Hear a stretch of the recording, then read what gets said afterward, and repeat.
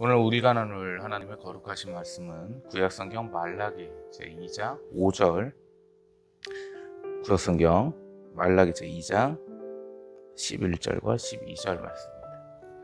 오늘 우리가 나눌 하나님의 거룩하신 말씀은 구약성경 말라기 제2장 11절부터 12절 말씀을 제가 봉독해 올립니다. 유다는 거짓을 행하였고 이스라엘과 예루살렘 중에서는 가증한 일을 행하였으며 유다는 여호와께서 사랑하시는 그 성결을 욕되게 하여 이방신의 딸과 결혼하였으니 이 일을 행하는 사람에게 속한 자는 깨는 자나 응답하는 자는 물론이요 만군의 여호와께 제사를 드리는 자도 여호와께서 야곱의 장막 가운데에서 끊어 버리리라. 아멘. 발음이 어렵네요, 말씀. 네, 또 한 주가 흘러서 이 주일 하나님 앞에 예배드리게 하심에 감사와 영광을 함께 올렸으면 좋겠습니다. 근데 날씨가 영하권으로 떨어지고 세종시 같은 경우 오늘 아침에 새벽 보니까 영하 3도 정도까지 떨어졌습니다. 많이 추워진 가운데서 코로나에 한번 더 걸렸습니다. 설마 했는데 두 줄이 나오는 순간 참 복잡한 심경이 들었습니다. 질병청에서 좀 뭐라도 해줬으면 좋겠습니다. 5번째인지 6번째인지 모르겠는데 이제 코로나 N번째라고 표현을 해야 될 것 같습니다. 조만간에 또 한 번 걸릴 수도 있고 이번에는 자가 이제 격리도 격리지만 자가 치료가 되더라고요. 증상을 알고 하다 보니까 오늘 정도면 이제 콧물이 날 거고 내일 정도면 이제 기침이 날 거고 모레 정도면 이제 좀 머리가 좀 아프겠다 이런 생각들. 그래서 또 건강하게 잘 이겨냈습니다. 워낙에 튼튼한 몸이라서 건강하게 잘 이겨냈고 이 생각이 들더라고요. 이제 걸리고 나니까 이제 마귀가 이거를 좀 어떻게 쳐가지고 몸을 좀 힘들게 해서 사역을 좀 막으려고 하지 않을까 이 생각이 들어서 더 잘 먹었습니다. 좀 갈비도 좀 시켜 먹고 몸에 좋은 거 딤섬도 좀 시켜 먹고 이렇게 했습니다. 그래서 이 몸 가운데서 하나님의 영광을 뺏기는 일이 없도록 함께 노력해야 될 것 같고요. 건강 유념하십시오. 특히 이제 우리 어르신들 겨울철 추워지고 하니까 건강 유념하시고 근데 어르신들이 말씀 안 드려도 아침만 되면 병원에 또 가 계시니까 보면 동네 의원이나 이렇게 병원을 가면 어르신들이 제일 많으세요. 그만큼 또 건강에 또 예민하시고 그래서 보면 아이고 얼른 죽어야지 이러시면서 병원 가시면 또 제일 많으시고 죽고 싶은 사람이 어디 있습니까? 우리 어르신들 특별히 건강 유념하십시오. 그래서 오래오래 사셔서 하나님께 남은 육신으로서 영광도 돌리다가 빛나는 천국 가셨으면 좋겠고 무섭습니다. 전염병이 없어지지를 않잖아요. 지금 20년도부터니까 거의 3년 다 돼가죠. 참 무섭기 때문에 건강들 특별히 유념하셨으면 좋겠습니다. 그리고 나라가 많이 시끄럽죠. 진짜 많이 시끄러운데 오늘도 어떤 기사를 보고서 참 착잡한 마음에 공적인 자리다 보니까 누군가를 특정하기에는 무리가 있습니다. 그게 법에서도 허락이 되지도 않고 그런데 이거는 너무 어리석은 행위들의 연속이라는 생각이 듭니다. 그만큼 우리의 시대가 폐역돼 있고 우리의 시대가 많이 우민화되어 있는 그런 생각이 듭니다. 그래서 한편으로서는 여러모로 어쨌든 나라를 위해서 일하고 있는 우리 대통령실의 번영을 기원합니다. 국민의 반 이상이 투표를 했고 선거 결과에 따라서 윤석열 대통령이 취임을 했는데 응원해야죠. 그 자리에 있으면 당연히 응원을 해줘야 되는 것이고 이 한국이란 나라를 위해서 열심히 뛰어줄 수 있도록 응원하고 힘 실어주는 것이 그리스도인들이 할 일입니다. 그거를 가지고 끌어내리려고 하고 말도 안 되는 걸로 트집을 잡아서 어떻게 하려고 하고 한다면 그건 그리스도인 자세가 아닙니다. 결코 아닙니다. 일단 지도자로서 서 있기 때문에 응원을 해야죠. 힘을 보태줘야 되고요. 목사님 정치 세계 어쩌죠? 그런 문제가 아니고요. 지금 뭐 이 상황 자체가 혼란스럽잖아요. 그러면 사회가 혼란스러운 거는 결코 건설적인 게 아닙니다. 성경적 시대적 배경도 그랬습니다. 혼란스러워지는 것은 패망의 지름길일 뿐이었습니다. 그 부분들 한번 생각해 주셨으면 좋겠고요. 오늘 이 말씀은 구약 성경의 가장 끝장에 있는 말씀입니다. 바로 말라기 말씀인데, 이 유다 땅이 하나님께서 번영도 시키셨고 또 재앙을 통해서 징계도 하셨었고, 그러나 그 가운데 회심하는 가운데 다시 받아주시고 했는데 또다시 죄를 범했어요. 이제 회복 자체가 사실 불가능하지 않을까 싶을 정도로 죄를 지었는데, 가장 큰 죄가 이방인과의 결혼이었습니다. 이방인과의 결혼을 통해서 하나님을 대적하게 되었습니다. 그래서 오늘 이 말씀을 가지고 한번 주제로 이야기를 나눠보려 합니다. 자, 이방인과의 혼인에 대해서는 앞전에도 몇 번의 설교가 있었죠. 그런데 요즘 들어서는요, 이 부분이 좀 많이 심각해졌다는 생각이 강합니다. 그 이유가 뭐냐면, 분명히 믿는 청년이에요. 믿어 보이는 청년이라고 칭하겠습니다. 교회에서 청년의 활동을 하고 합니다. 근데 결혼식을 가보면 일반 식장에서 예배조차도 없이 결혼을 하는 경우가 있습니다.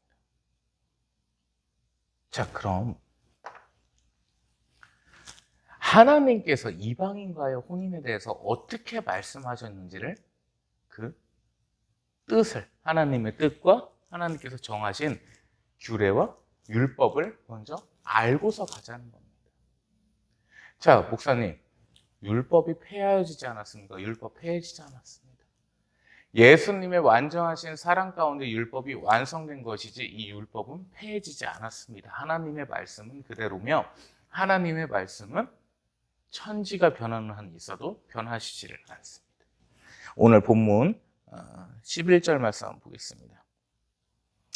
유다는 여호와께서 사랑하시는 그 성결, 그 성소를 욕되게 하여 이방신의 딸과 결혼하였으니. 아멘. 이 유다는 이방을 섬기는, 즉 암몬이나 모압이나 이런 땅들의 여자들과 혼인을 시켰습니다. 결국 그 결과는 하나님을 대적하는 행위가 되어버렸죠.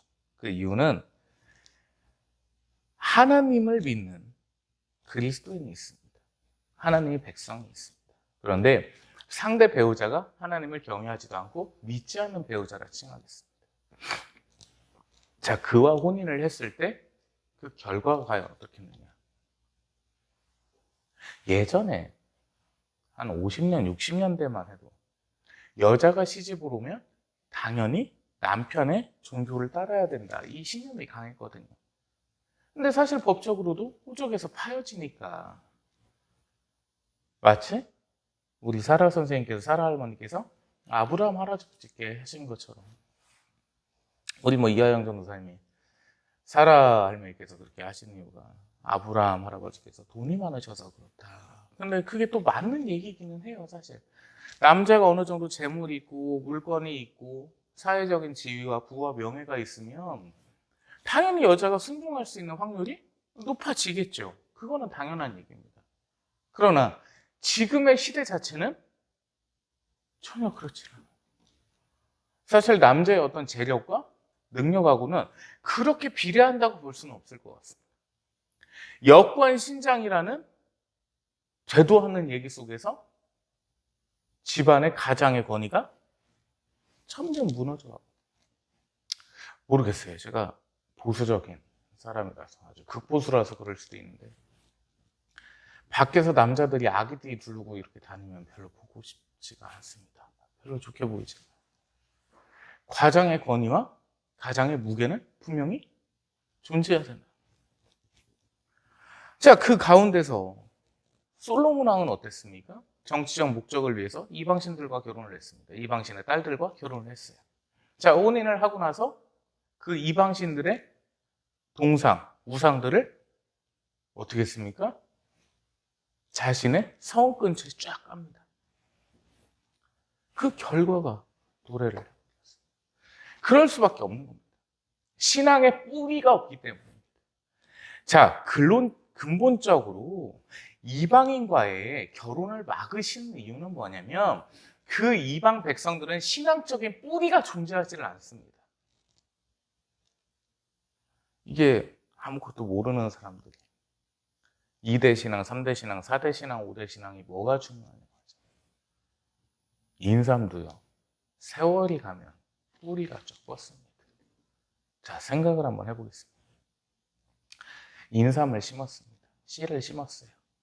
2년 된 인삼이 뽑기가 힘들까요? 10년 된 인삼이 뽑기가 힘들까요? 당연히 후자겠죠. 오늘 발음이 좀 이상합니다. 당연히 후자예요. 잔뿌리가 그만큼 뻗쳤기 때문에 뽑기가 힘듭니다. 똑같습니다.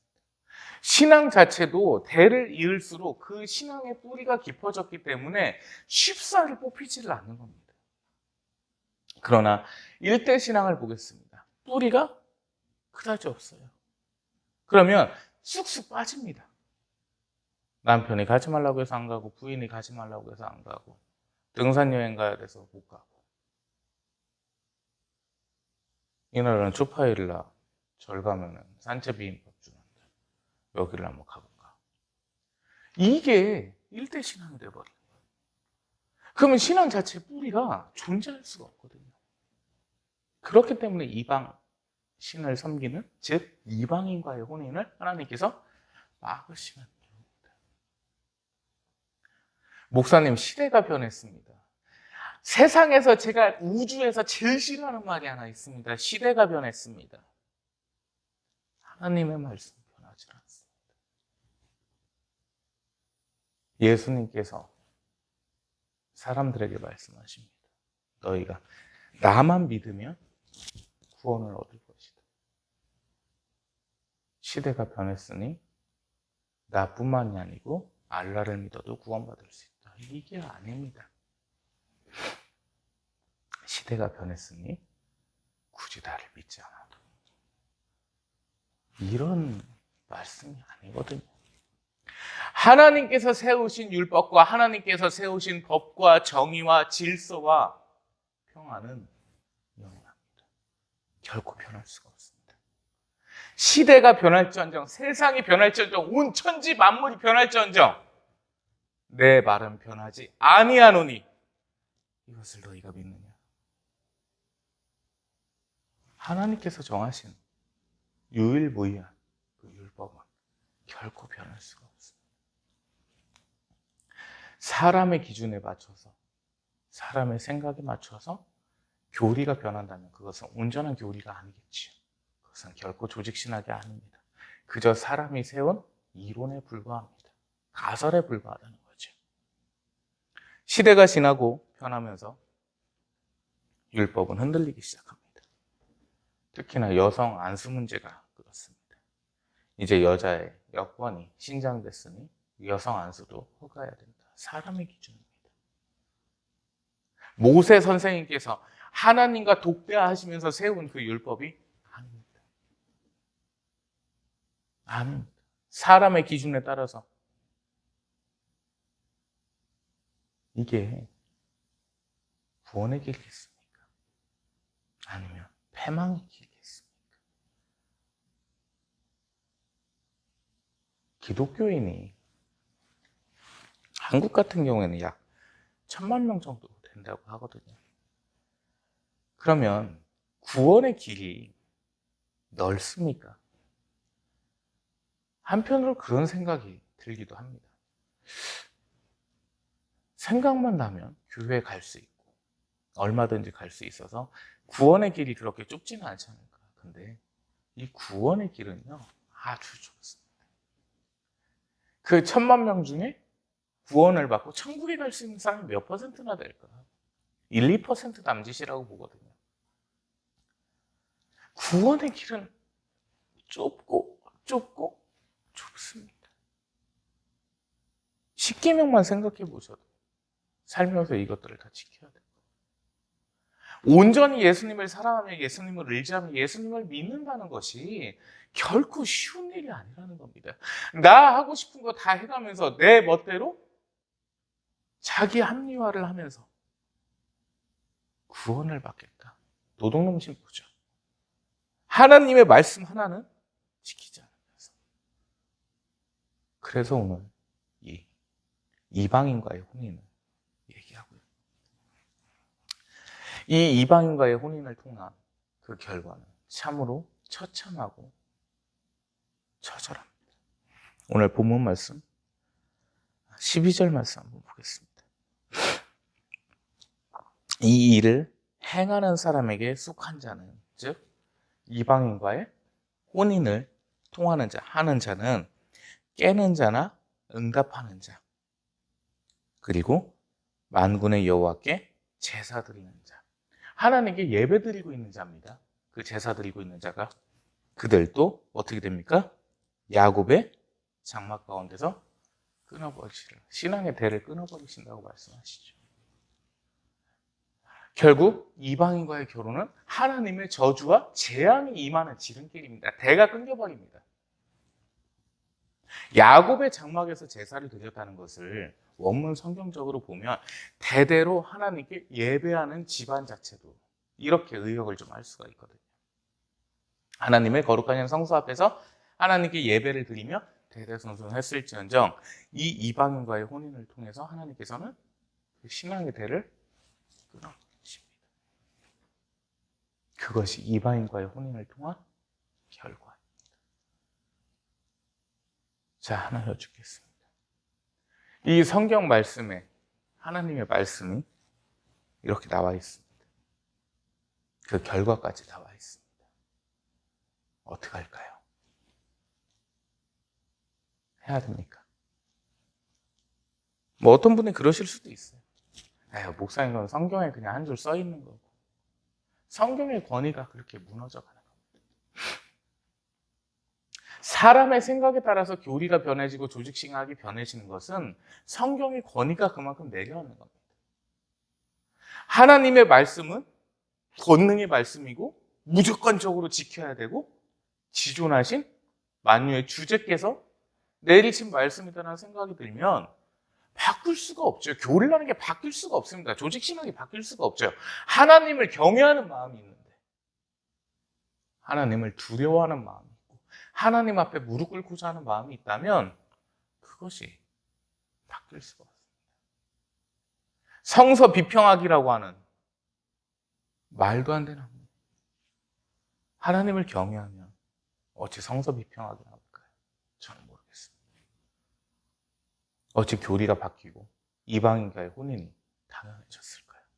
어찌 안 믿는 집안에서 여식을 데려오고 그 안 믿는 집안으로 시집가는 게 당연해졌을까요? 얼마나 성경 자체가 우스워졌으면 그 악행을 행하는 말입니다. 그 집안에 내릴 것은 하나님의 저주요 하나님의 재앙밖에 없습니다. 그 신앙이 이어져 온 집안이라도 그 신앙은 끊어질 것이요 그 대는 끊어질 것이요 하나님의 재앙은 영원히 임할 것이라는 말씀을 하십니다. 정신 차리십시오. 특히 우리 청년들. 전도하면 됩니까? 성경 어디에서 혼인을 통해서 전도를 했습니까? 이방인과의 혼인은 하나님께서 이미 정해놓으셨고 그 죄에 대한 싹쓸 이미 정해놓으셨습니다. 그런데 여기서 더 왈가왈부하고 핑계댈 게 뭐가 있습니까? 남자든 여자든 형제든 자매든 정말 정신 차려야 됩니다. 특히나 수능이 이제 끝났다 보니 대학 갈 생각에 좀 설레는지 이성 교제가 활발히 많아졌다고 합니다. 진짜 정신 차려야 됩니다. 온전 관계에 대해서도 나중에 한번 얘기를 하겠지만 참 입에 담기가 보수적인 사람이라 좀 민망한데 간음으로 규정하고 있습니다. 이 간음이라는 것은 배우자가 아닌 자와의 관계를 간음이라고 칭합니다. 그렇다고 한다면 혼전 관계는 무조건적인 간음이 되는 것이죠. 그것을 합리화를 시키기 위해서 목사님 책임지면 되는 거 아닙니까? 결혼하면 되지 않습니까? 가늠입니다. 결국 그것은 하나님 앞에 범죄 그 이상 이하가 되지 않습니다. 이렇듯 불신자와의 혼인은, 이방인과의 혼인은 그 금지가 하나님의 말씀에 기록되어 있으며 그것에 대한 결과 또한 하나님의 말씀에 기록되어 있습니다. 하나님을 믿는다는 것은 결코 쉬운 길이 아니며 구원의 길은 결코 넓은 길이 아닙니다. 인간의 생각으로, 인간의 욕심으로 결코 하나님의 말씀을 바꿀 수는 없습니다. 만유의 주제께서 내리신 그 원칙을, 그 율법을 결코 사람의 생각과 사람의 마음으로는 깰 수가 없습니다. 시대는 변해도 하나님의 말씀은, 그 성경의 권위는 결코 낮춰지지 않습니다. 가장 온전하며 가장 소중하고 가장 불변케 지켜야 될 것이 바로 이 하나님의 말씀이라, 그 사실을 모두가 가슴 속에 깊이 담으시기를 간절히 바라봅니다. 자녀를 키우시는 우리 모든 성도님들, 그리고 혼인을 앞두고 있는 우리 청년들, 오늘 이 말씀 가운데서 결코 불신자의 혼인이 있지 않기를 바랍니다.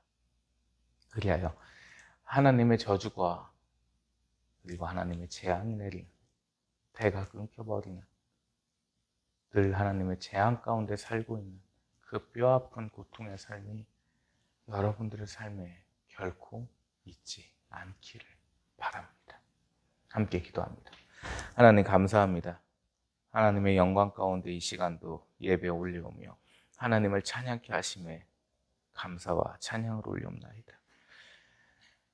저희 모든 그리스도인들이 온전히 하나님의 나라, 그 천국을 바라보게 하옵시고 그 좁은 길 가운데 걸어가게 하옵시고 언제나 하나님만을 향하며 저희의 생각으로 하나님의 말씀을 낮추는 어리석은 짓을 하지 않도록 늘 저희의 마음 붙드시어 주시옵소서.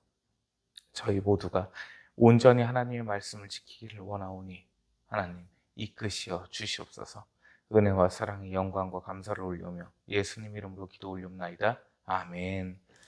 이제는 우리 주 예수 그리스도의 크시고도 크신 은혜와 아버지 하나님의 무한하시고 극진하신 사랑하심과 성령 하나님의 내주 교통 감화감동 인도 역사 충만케 위로하심에 이끄시며 도우시며 승리하게 하심에 이 시간 하나님 앞에 온전히 예배드리기 원하는, 하나님의 말씀을 온전히 지키기 원하는 하나님의 모든 거룩한 백성들 머리 위에 이제로부터 영원토록 항상 함께 계실지어다.